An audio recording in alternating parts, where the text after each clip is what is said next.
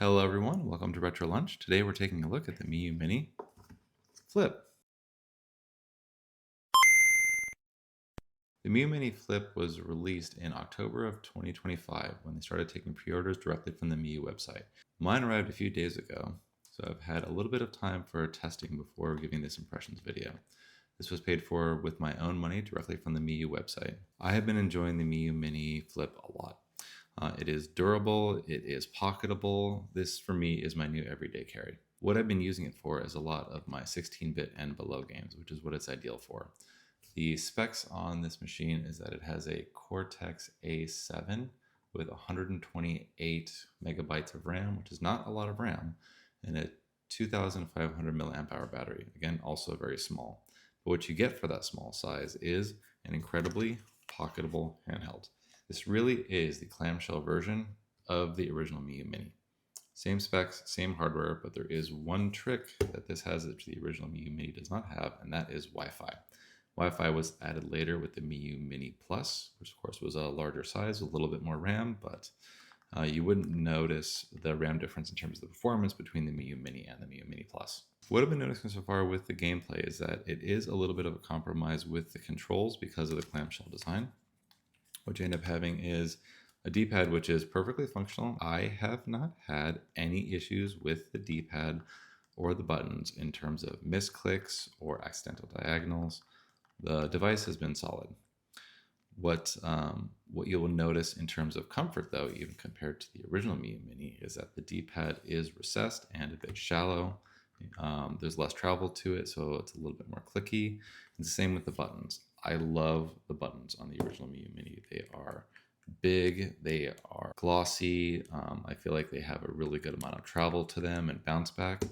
By the nature of the Miyoo Mini Flip being in clamshell is that the buttons are a little bit more shallow and a little bit more recessed, but perfectly responsive. The menu button has a nice little vibration, so it does have a vibration motor in here. Start and select micro switch, but not super clicky. The L2 and R2 buttons are, again, it's going to be a compromise because it's a clamshell and because it's a small pocketable device. But truth be told, I'm rarely using these buttons because I'm not playing a lot of even PlayStation 1 games requiring the L2 and R2. And when I'm using the L1 and R1 for things like Super Nintendo games, they're fine. What I've been getting in terms of battery life for this device, now granted for my playstyle, I'm usually using it in short sessions. And so I'm probably not playing more than 20 to 30 minutes, typically while I'm waiting for my kids to sleep. But this can get about 3 to 5 hours of battery life if you want to have marathon play. Let's take a look at a few more comparisons. Over here against the original Miyoo Mini. This also compares pretty favorably to the Miyoo Flip. So this was a device that was released last year. You'll notice that there are a lot of design similarities between them. I do like that the D-pad, you'll notice the D-pad on the Miyoo Mini Flip with the texture on the lines is actually better than the D-pad from the Miyoo Flip, which is more narrow and more flat. The buttons seem very, very similar. They are flat. There is a little bit more of a rounded edge to the Miyoo Mini Flip. They're a little bit more flat on the Miyoo Flip. So let's compare this to my previous everyday carry, which is the Trim UI brick. Now I still love the brick. It's super solid construction. It still feels very good to carry. I like the D-pad, I like the controls.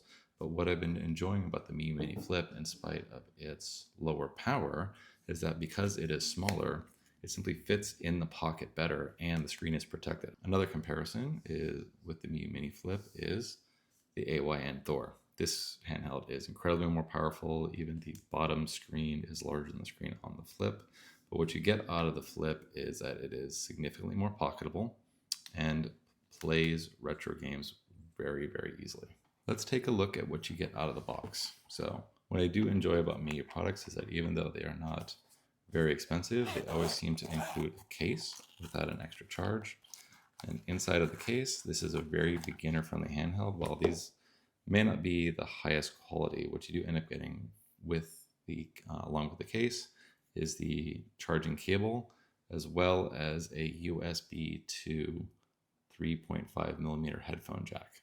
What you also get is this. So, well, again, this may not be the highest quality. What you get is a USB card reader This will allow you and new users to put a SD card inside of this slot right here so they can load up their own game backups onto the Miyoo Mini Flip. Now for my Miyoo Mini Flip, what I'm currently using for my everyday use is OnionOS. This does support OnionOS. Now OnionOS has not been updated specifically to support the Miyoo Mini Flip. And so what you'll notice here is that if you close the handheld, it is not turning the screen off. Right? You may see a little bit of it turn on while it's off. So what I've had to get into the habit of doing is pushing the power button so that it goes into sleep mode before closing the clamshell. This is inconvenient, and I'm hoping that OnionOS updates soon. I did see that there is a change request which is out. Looks like it's been updated 2 weeks ago, but we haven't seen progress on getting lid support just yet. But we know that they're actively working on it. Let's take a look at some gameplay on the Miyoo Mini Flip. I'll start with my favorite arcade game, X-Men.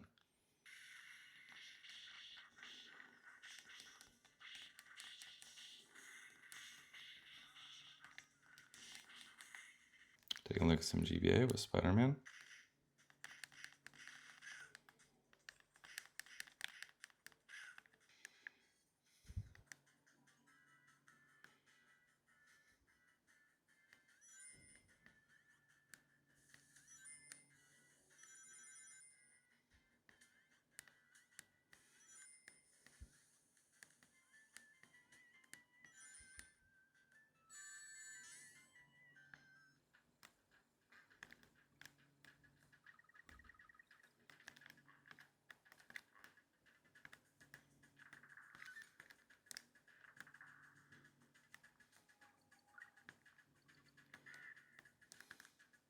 What you can do to mitigate the battery loss is that if you go into settings, go into sleep timer, you can set the sleep timer for 5 minutes. So in theory, the device will go to sleep after 5 minutes, even if you close it and put it in your pocket.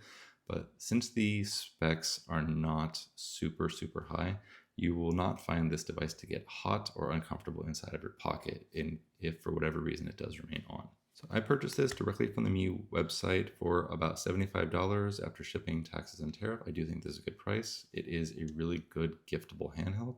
For me, it is my new everyday carry just because it is so pocketable, and I recommend it.